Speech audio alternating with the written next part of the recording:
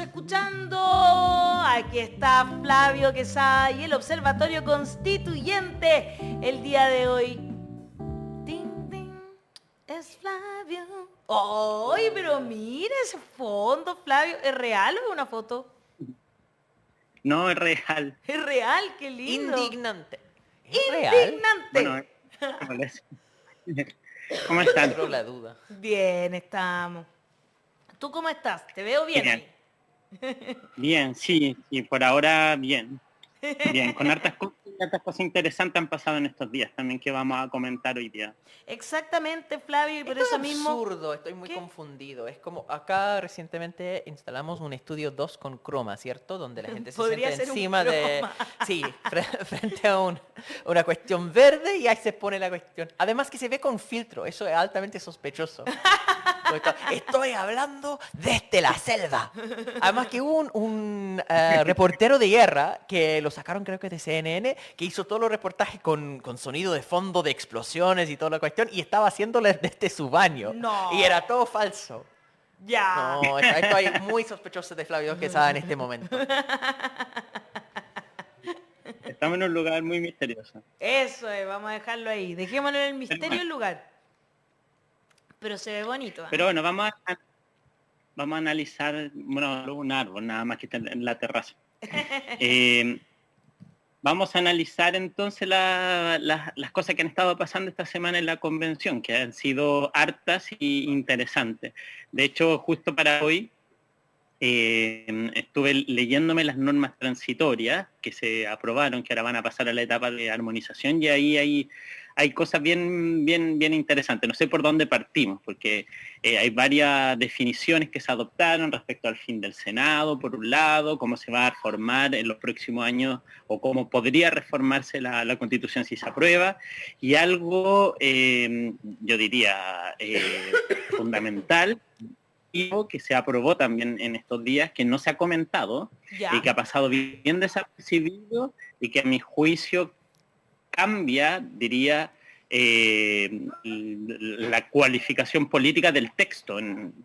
Bueno, todas esas cosas creo que podríamos comentarla ahora, no sé por cuál partimos. ¿Qué es lo que yo partiría por aquello que no se ha comentado tanto? Porque Claro. me quedé con la duda. Sí, Vamos con era eso. como muy dramático. ¡Chan!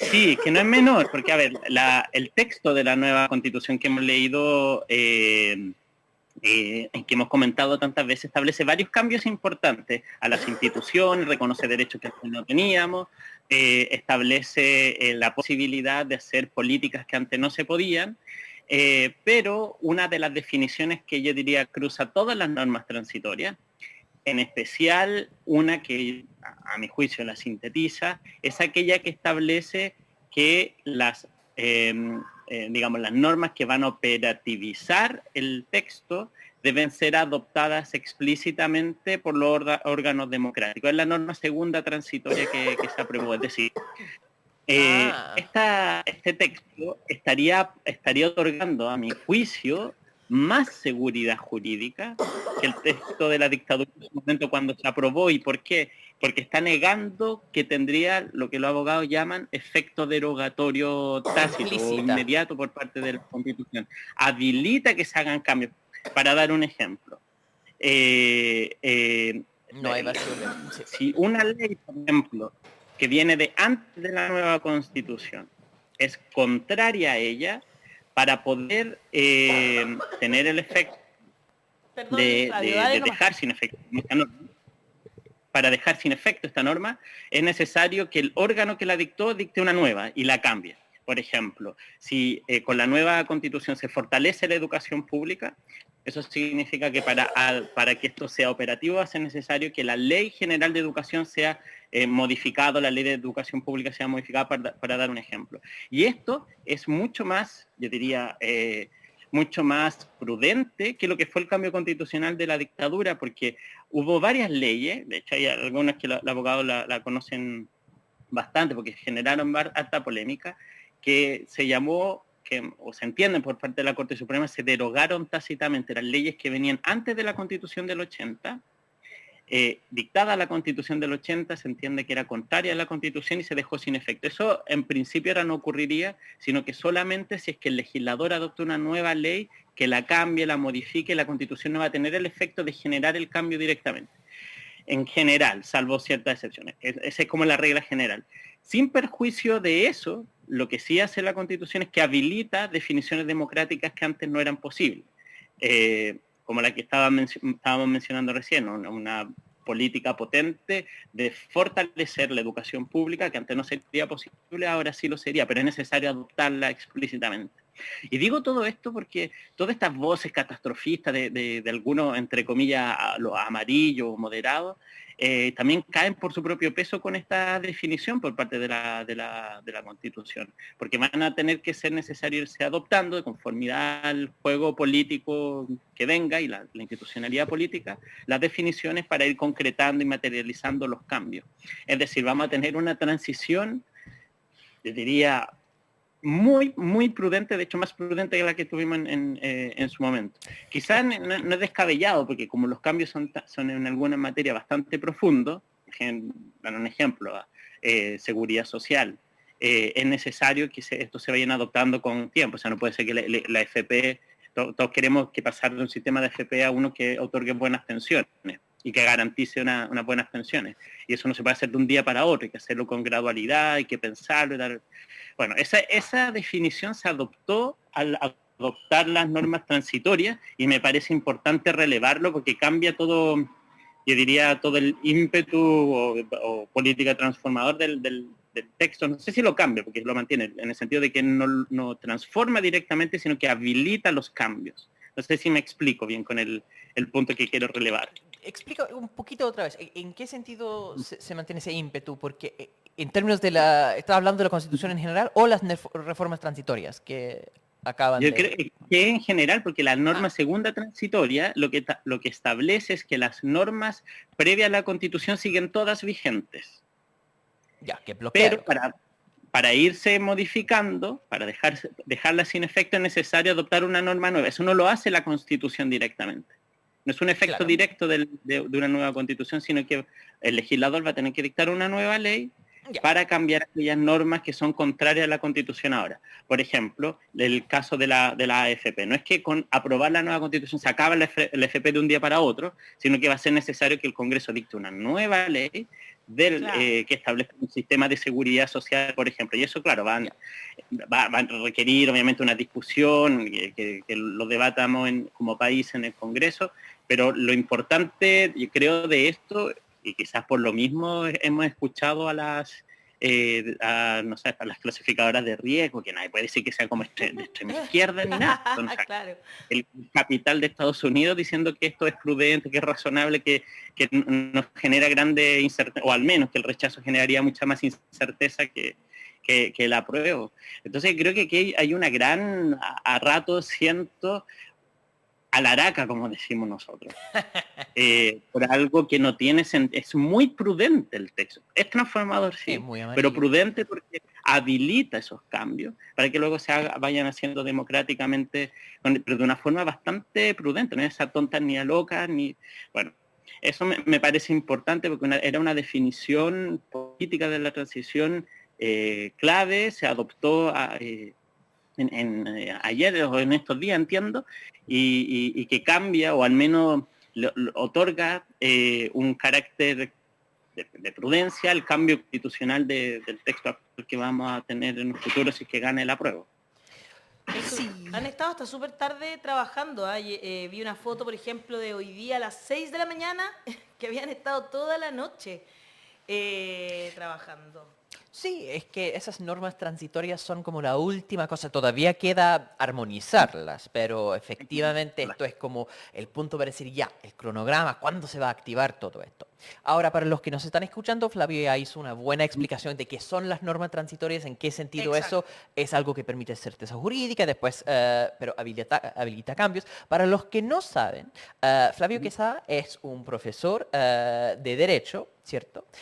Y entonces lo que está haciendo es una especie de troleo, del tipo de troleo que hacen los profesores de Derecho, porque esto es un aspecto bien particular de la manera en que hicieron la transición durante la dictadura. Porque, ojo, fue una dictadura, uno como ciudadano ciudadano común dice, ya, no hay ninguna seriedad jurídica cuando uno tiene el líder supremo de la nación, Augusto Pinochet, haciendo la cosa que a él le da la gana. Incluso Pero siendo senador. dentro de este juego, por supuesto que en realidad hicieron esa famosa derogación implícita del texto, y eso, en términos muy estrictos jurídicos, uno podría decir que entonces esta transición es más responsable jurídicamente que la transición que hicieron la Comisión Ortúzar cuando finalmente acordaron con la Junta las disposiciones transitorias. Esto es chistoso.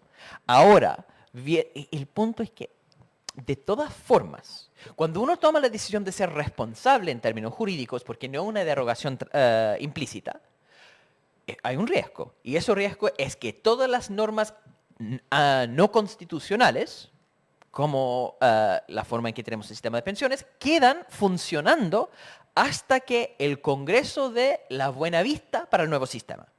Hay más estabilidad, pero hay menos cambios, porque ahí el Congreso podría empezar a bloquear. Hemos hablado mucho en esta sección del riesgo de distintas formas de desmantelamiento del orden constitucional. Por ejemplo, si el Senado hubiera podido eliminar la Cámara de Regiones con una mayoría simple. Eso se evitó. Sin embargo, con la norma transitoria de 4/7 más... Pero siguen con la idea, Quieren empujar eso, pero van a necesitar 4/7 y después una aprobación en Yo creo que un incluso- plebiscito. exacto. Difícil. Pero en las otras cosas, estas normas transitorias establecen un cronograma. El presidente tiene que tirar proyectos de ley y el Congreso tendría que deliberar. Pero no ha puesto, y eso lo mencionó el Gaspar Domínguez ayer, ¿cierto? Sí. No hay ninguna consecuencia puesta de qué pasa si el Congreso vota en contra de esas leyes que el presidente propone para estar en armonía con la nueva Constitución. Claro. Entonces, ¿qué pasa en esa situación? Se genera un bloqueo. Es importante lo que tú dices, porque ese otro riesgo, porque claro, así como un riesgo es, entre comillas, lo que critican mucho sobre todo los sectores conservadores, la incerteza jurídica, por un lado. Por otro, el riesgo para aquellos que queremos cambios, el riesgo del gatopardismo, es decir, cambiamos una constitución y las cosas no cambian mucho o se tardan mucho en cambiar. Y aquí, bueno, en definitiva esto lo va a resolver la política democrática, a mi juicio, el Congreso y, bueno, la ciudadanía, espero, exigiendo de que esos cambios se realicen y se puedan hacer. Hemos tenido un debate, y a propósito de la reforma constitucional que todo ha mencionado, sobre los llamados cerrojos de la Constitución actual, porque aparecieron un par de senadores diciendo que iban a proponer una propuesta de reforma constitucional para acabar con era mentira, lo explicamos la semana pasada. Pero ¿por qué relevo esto respecto de los cerrojos? Porque lo que hace el texto constitucional actual, al contrario, es precisamente abrir, eliminar trabas, abrir posibilidades de hacer cosas que ahora no se podrían hacer. Recordemos lo que se discutía en el contexto del gobierno de la presidenta Bachelet en el segundo, cuando se presentó el proyecto de reforma de pensiones, que era algo bastante moderado, que fortalecía un poco más el pilar solidario y se creaba, si mal no recuerdo, una nueva cotización. Y aparecieron al tiro los constitucionalistas, unos diciendo que era inconstitucional y otros diciendo que sí se podía hacer. No sé si recuerdan esta discusión que fue hace unos años atrás. ¿Qué es la diferencia que tendríamos hoy si quizá aprueba la nueva constitución? Que esta ya no va a ser quizá una discusión de los constitucionalistas, sino que va a ser quizá una discusión de la ciudadanía, de los economistas, sobre cuál es, bueno, obviamente los constitucionalistas algo tendrán que decir, pero cuál es el mejor sistema, cuán mixto tiene que ser esto, sin más de solidaridad, más de ahorro individual, y en cuánto va a ser esta... No sé si me explico, lo que cambia es todo el contexto de la discusión que antes estaba encerrada entre los abogados y si el Tribunal Constitucional dejaba o no hacer los cambios, ahora esto lo define la democracia. Y en ese sentido es una constitución que por esta estructura que adoptó en la transición, abre camino, abre a la decisión democrática, elimina cerrojos, abre a la democracia, normaliza democráticamente nuestro país, a diferencia de lo que tenemos ahora, que lo que hace precisamente es impedir la decisión democrática. Porque claro, queríamos, por ejemplo, se adoptó la definición de algo que es muy polémico en muchas sociedades, la despenalización del aborto en 3 causales en su momento. Bueno, esto terminó resolviéndolo el Tribunal Constitucional y no en la esfera democrática. Bueno, discusiones de este tipo van a quedar en el contexto del juego democrático, que es como, a mi juicio, debe ser en en una democracia. Mira, voy a dar un ejemplo para que vean, y si esto lo voy a explicitar como especie de troleo a los profesores de derecho conservadores. Una de las discusiones jurídicas que se da, y era a propósito del derecho de propiedad, que es lo de lo más sentido para todo ese mundo. Hay un decreto ley, también de la dictadura, que es previa a la Constitución del 80, ¿Ya? que es el que regulariza la pequeña propiedad raíz. Fue pensado para la gente, sobre todo de sectores más populares, que usualmente no regulariza cuando la gente se muere y no hace los testamentos, la posesión efectiva. Bueno, en su momento se hizo, sale para regularizarlo. Pero se ocupó durante varios años como para un mecanismo se llamaba el decreto ladrón, le pusieron algunos de hecho, para regularizar ilegalmente propiedades de otras personas. De hecho, hubo casos de fraude, etc. Bueno, eso se lleva a distintas esferas. Llegó al Tribunal Constitucional y a la Corte Suprema. ¿Y qué es lo que dijo la Corte Suprema? Dijo, ese decreto ley está tácitamente derogado por la Constitución del 80. Es inconstitucional, está derogado tácitamente por la Constitución. Mientras que el Tribunal Constitucional dijo que ese decreto ley era constitucional. Luego cambió su jurisprudencia, pero eso no ha tenido mayor efecto, pero dijo que era constitucional. Entonces teníamos en Chile, respecto de algo tan valioso como el derecho de propiedad, teníamos por un lado la Corte Suprema que decía esto es inconstitucional y generaba también ahí un vacío que no es menor, sin poder invalidar la norma, y por otro lado el Tribunal Constitucional que dijo esto sí es constitucional.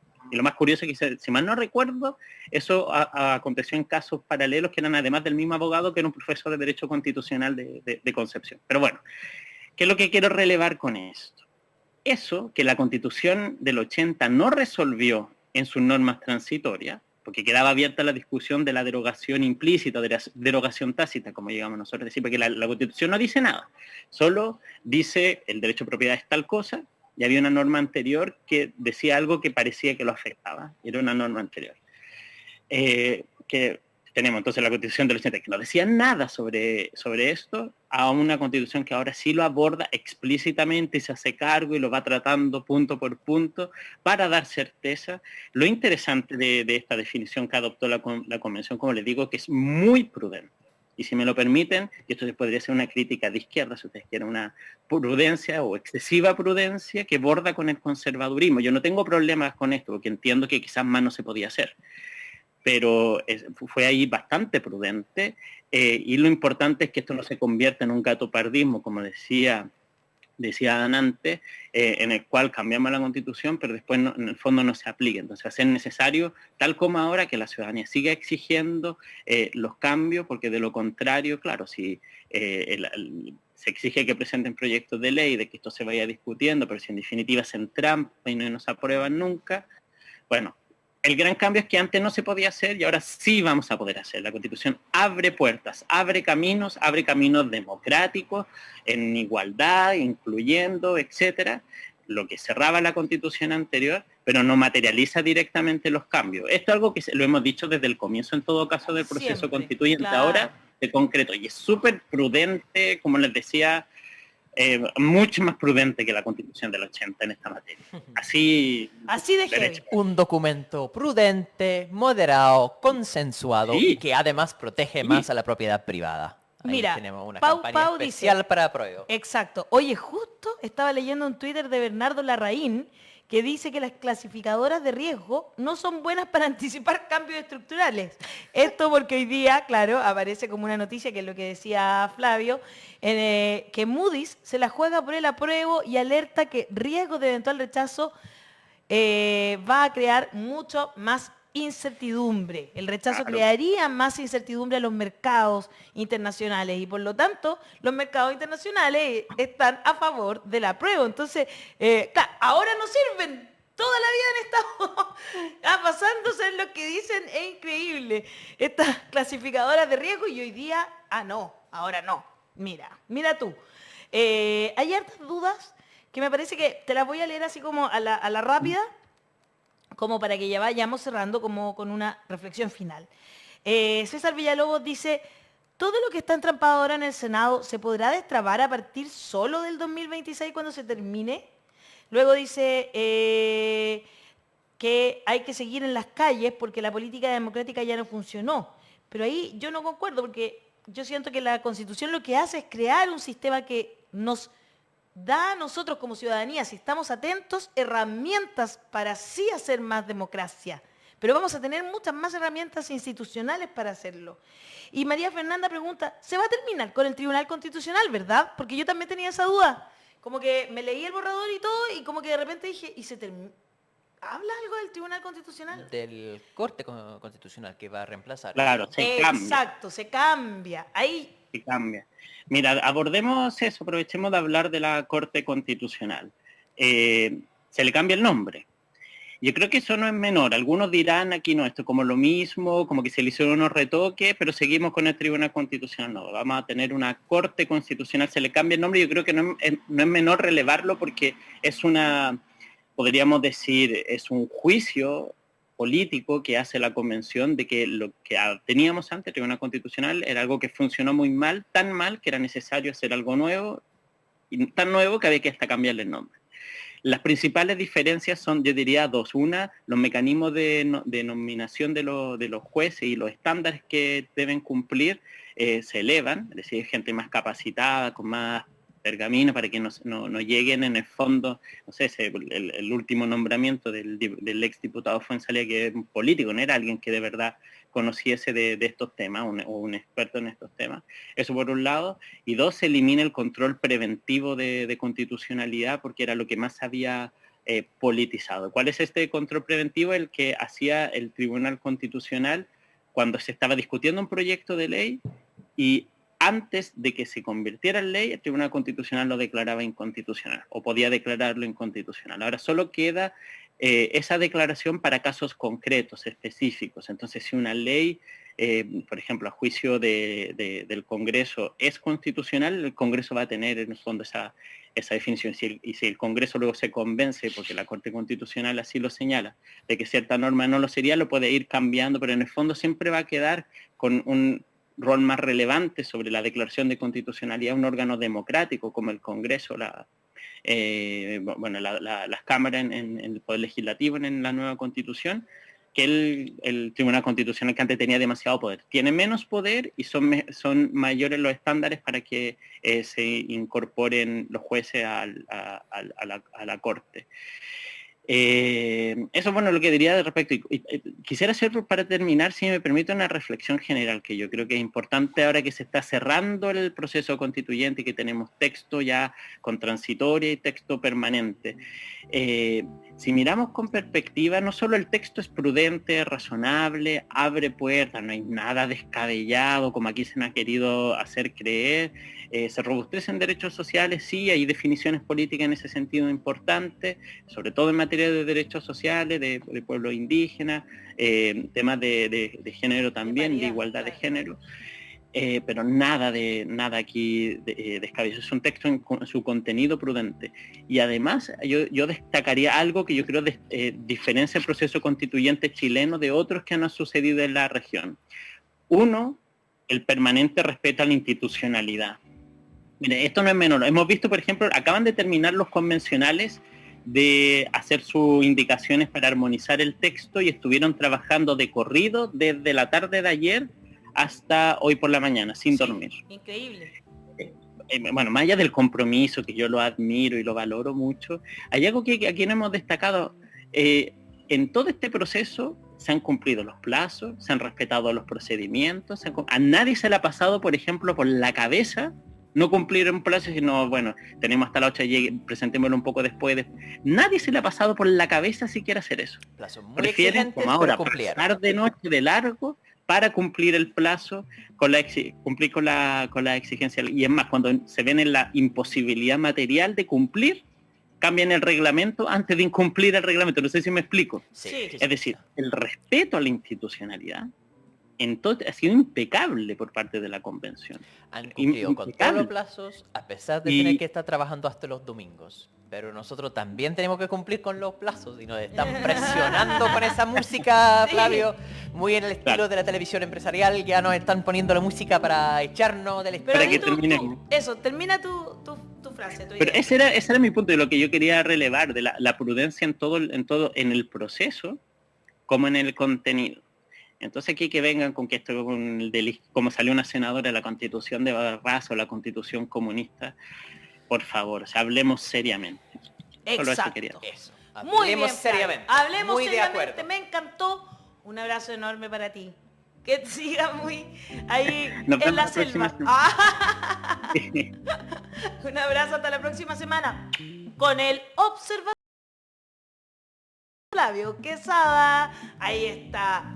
Oye, nosotros tenemos, antes de terminar,